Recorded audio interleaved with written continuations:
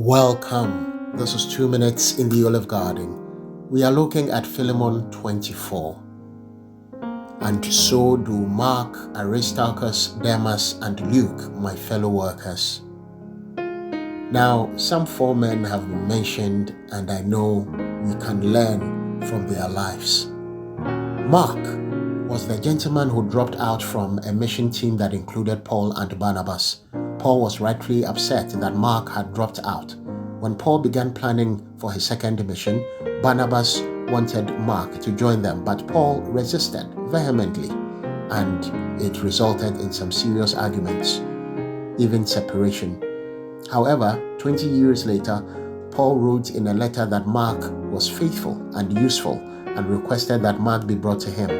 When Paul was doing ministry in Ephesus, there was a riot, resulting in many people being killed. Aristarchus was one of the young men who stuck with Paul through thick and thin. He stayed with Paul and followed him, experienced imprisonment and shipwreck together.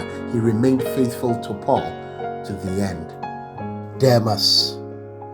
He was mentioned in Paul's letter to Colossae, whom he had introduced as a faithful worker for Jesus Christ.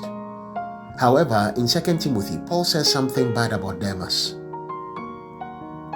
Paul said that Demas had fallen in love with this present world and had deserted him and gone to Thessalonica. Luke was a physician. He was the one who authored the Gospel of Luke and Acts.